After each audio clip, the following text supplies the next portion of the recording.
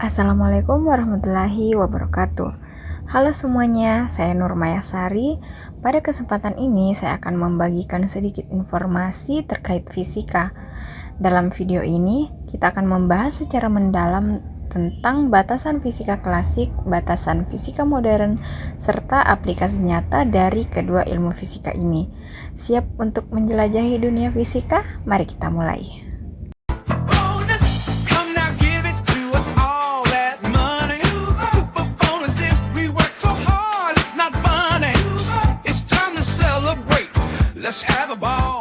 Pernahkah kalian bertanya-tanya bagaimana hukum-hukum fisika dapat menjelaskan segala fenomena di sekitar kita?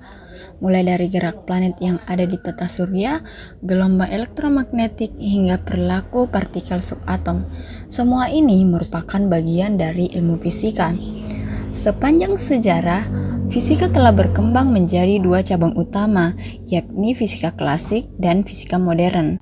Fisika klasik sangat sukses dalam menjelaskan fenomena makroskopik seperti mekanika Newton, elektromagnetika, termodinamika, dan optik. Namun, pada awal abad ke-20, ilmuwan menemukan bahwa teori fisika klasik tidak mampu menjelaskan fenomena tertentu seperti radiasi benda hitam, efek fotolistrik, dan perilaku atom. Inilah yang menjadi awal lahirnya fisika modern yang membawa revolusi dalam pemahaman kita tentang alam semesta dengan konsep mekanika kuantum dan teori relativitas. Fisika klasik merupakan cabang ilmu fisika yang berkembang sebelum tahun 1900. Ilmu ini didasarkan pada hukum-hukum yang berlaku dalam kehidupan sehari-hari dan digunakan untuk menjelaskan berbagai fenomena alam dengan prinsip-prinsip yang sudah ada. Beberapa cabang utama dari fisika klasik meliputi mekanika klasik, elektromagnetika, termodinamika, dan optik. Dalam mekanika klasik, ilmu ini mempelajari terkait gerak benda dan terbagi menjadi dua, yaitu kinematika dan dinamika. Kinematika membahas pergerakan tanpa mempertimbangkan penyebabnya, sementara dinamika menjelaskan gerakan dengan memperhitungkan gaya-gaya yang bekerja. Hukum Newton menjadi dasar utama dalam mekanika. Dengan hukum pertama, menyatakan bahwa benda akan tetap diam atau bergerak dengan kecepatan yang konstan jika tidak ada gaya luar yang bekerja. Kemudian hukum kedua menjelaskan bahwa gaya yang diberikan pada benda berbanding lurus dengan percepatannya. Dan hukum ketiga menyatakan bahwa setiap aksi memiliki reaksi yang sama besar tetapi berlawanan arah. Keberhasilan mekanika klasik juga mencakup hukum kekekalan momentum, energi, serta berbagai aplikasi dalam bidang astronomi seperti hukum Kepler dan gaya sentral. Contohnya, gerak jatuh bebas, gerak planet mengelilingi matahari, seperti pada video di samping. Kemudian, dinamika kendaraan pada fisika klasik menjelaskan bagaimana kendaraan seperti mobil, pesawat, dan kapal bergerak dengan menggunakan prinsip momentum dan gaya. Dalam elektromagnetika, fisika klasik mencapai keberhasilan besar dengan munculnya persamaan Maxwell yang merangkum fenomena kelistrikan dan kemagnetan. Persamaan ini mencakup hukum Gauss untuk medan listrik dan medan magnet, hukum Faraday tentang induksi elektromagnetik, serta hukum Ampere. Keempat persamaan ini berkontribusi dalam menjelaskan bagaimana gelombang elektromagnetik merambat dan bagaimana interaksi antara listrik dan magnet terjadi. Contohnya, induksi elektromagnetik, gelombang elektromagnetik seperti pada video di samping, kemudian listrik statis dan arus listrik dalam rangkaian. Selanjutnya pada cabang termodinamika. Hukum-hukum termodinamika pertama dan kedua berhasil menjelaskan konsep energi dan entropi. Dalam teori kinetik gas, para ilmuwan seperti Boyle, Charles, dan Gay-Lussac berhasil merumuskan hukum-hukum yang kemudian disatukan dalam persamaan gas ideal. Maxwell juga berhasil merumuskan distribusi kecepatan molekul dalam gas yang menjelaskan bagaimana molekul gas bergerak dalam kondisi suhu tertentu. Contoh penerapannya seperti yang ada pada video di samping yang merupakan mesin uap pada kereta api. Nah, ada juga seperti mesin pembakaran dalam seperti yang ada pada mobil dan pendingin udara yang bekerja berdasarkan hukum termodinamika. Pada cabang optik merupakan studi tentang cahaya dan fenomena terkait yang menjelaskan sifat cahaya. Dalam fisika klasik, terdapat dua pandangan utama tentang sifat cahaya, yaitu cahaya bersifat sebagai partikel seperti yang diusulkan oleh Newton, serta cahaya yang bersifat sebagai gelombang yang didukung oleh fenomena interferensi dan difraksi seperti yang dijelaskan oleh Young dan Fresnel. Nah, contohnya pembiasan cahaya melalui lensa dan prisma, refleksi cahaya pada cermin datar dan lengkung, serta polarisasi cahaya dan fenomena interferensi. Meskipun fisika klasik sangat sukses dalam menjelaskan banyak fenomena alam, terdapat beberapa fenomena yang tidak dapat dijelaskan dengan teori klasik, seperti eksperimen Michelson and Morley, radiasi benda hitam, dan efek fotolistrik. Nah, yang pertama, eksperimen Michelson and Morley.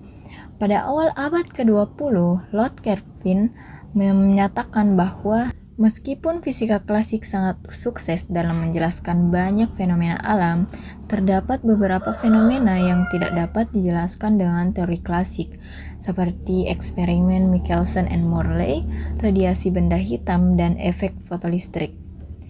Nah, yang pertama, eksperimen Michelson and Morley. Pada awal abad ke-20, Lord Kelvin menyatakan bahwa masih ada dua fenomena yang tidak dapat dijelaskan dengan teori yang ada. Salah satunya yaitu keberadaan medium untuk gelombang elektromagnetik. Fisikawan pada saat itu beranggapan bahwa gelombang membutuhkan medium untuk merambat, sehingga mereka mengusulkan keberadaan ether sebagai medium perambatan cahaya. Nah, pada eksperimen Michelson and Morley menunjukkan bahwa kecepatan cahaya tidak bergantung pada medium ether yang dihipotesiskan, karena kecepatan cahaya tetap konstan dalam berbagai kondisi. Hal ini tentu bertentangan dengan konsep gelombang klasik yang membutuhkan medium rambat. Nah, hal tersebut menjadi awal munculnya teori relativitas khusus oleh Einstein. Kemudian, radiasi benda hitam. Radiasi benda hitam juga menjadi tantangan bagi fisika klasik.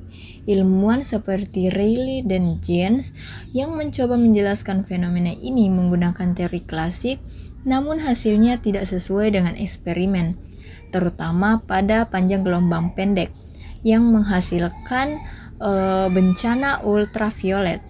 Max Planck kemudian mengusulkan bahwa energi tidak dipancarkan secara kontinu, melainkan dalam paket-paket diskrit yang disebut kuanta. Dengan teori ini, Planck berhasil merumuskan persamaan yang sesuai dengan hasil eksperimen. Kemudian efek fotolistrik. Pada teori klasik memprediksi bahwa intensitas cahaya menentukan jumlah elektron yang terlepas dari logam. Namun pada eksperimen ini menunjukkan bahwa hanya cahaya dengan frekuensi tertentu yang dapat melepaskan elektron. Fisika klasik tidak dapat menjelaskan fenomena ini, tetapi Einstein menggunakan konsep kuantum Planck untuk menentukan bahwa cahaya memiliki sifat partikel yang disebut foton yang membawa energi dalam paket-paket diskrit. Oke, selanjutnya kita masuk ke materi fisika modern yang membawa revolusi dalam pemahaman kita tentang alam semesta dengan konsep mekanika kuantum dan teori relativitas. Nah, fisika modern berkembang setelah tahun 1900 atau awal abad ke-20 untuk mengatasi keterbatasan fisika klasik. Nah, yang pertama itu mekanika kuantum. Mekanika kuantum menjadi salah satu cabang utama fisika modern yang berkembang untuk menjelaskan fenomena di dunia subatom. Berbeda dengan mekanika klasik, mekanika kuantum menjelaskan bahwa partikel-partikel seperti elektron tidak memiliki posisi dan kecepatan yang pasti pada saat yang bersamaan. Konsep ini diperkuat oleh prinsip ketidakpastian Heisenberg yang menyatakan bahwa semakin akurat posisi suatu partikel yang diketahui, maka semakin besar ketidakpastian dalam mengetahui kecepatannya. Begitupun sebaliknya. Selain itu, Louis de Broglie mengemukakan gagasan bahwa partikel seperti elektron memiliki sifat gelombang dan dapat berperilaku seperti gelombang dalam kondisi tertentu. Ini membuktikan bahwa konsep dualisme gelombang partikel bukan hanya berlaku pada cahaya, tetapi juga pada materi. Selanjutnya, teori relativitas. Fisika modern juga berkembang melalui teori relativitas yang diperkenalkan oleh Albert Einstein. Sebelumnya, fisika klasik menganggap bahwa ruang dan waktu bersifat absolut, di mana kecepatan benda selalu dapat diukur dengan nilai yang tetap. Tidak peduli dalam kerangka acuan mana benda tersebut diamati. Namun, eksperimen Michelson and Morley menunjukkan bahwa kecepatan cahaya bersifat konstan dalam semua kerangka acuan. Untuk menyelesaikan permasalahan ini, Einstein mengajukan teori relativitas khusus yang menyatakan bahwa ruang dan waktu bukanlah entitas yang terpisah, melainkan satu kesatuan yang disebut ruang waktu. Dalam teori ini, waktu dapat berjalan lebih lambat bagi pengamat yang bergerak dengan kecepatan mendekati kecepatan cahaya, yang dikenal sebagai dilatasi waktu. Selain itu, suatu benda juga dapat mengalami kontraksi dalam arah geraknya jika diamati dari kerangka acuan lain yang bergerak relatif terhadapnya. Teori relativitas kemudian dikembangkan lebih jauh menjadi teori relativitas umum yang menjelaskan gravitasi bukan sebagai gaya tarik seperti dalam hukum gravitasi Newton, tetapi sebagai akibat dari kelengkungan ruang dan waktu yang disebabkan oleh massa benda. Konsep ini dapat menjelaskan fenomena-fenomena seperti lentur gravitasi cahaya yang diamati saat cahaya melewati benda bermassa besar, serta pergerakan orbit planet yang tidak sepenuhnya dapat dijelaskan oleh hukum Newton. Fisika klasik dan fisika modern bukanlah dua hal yang saling bertentangan, melainkan saling melengkapi.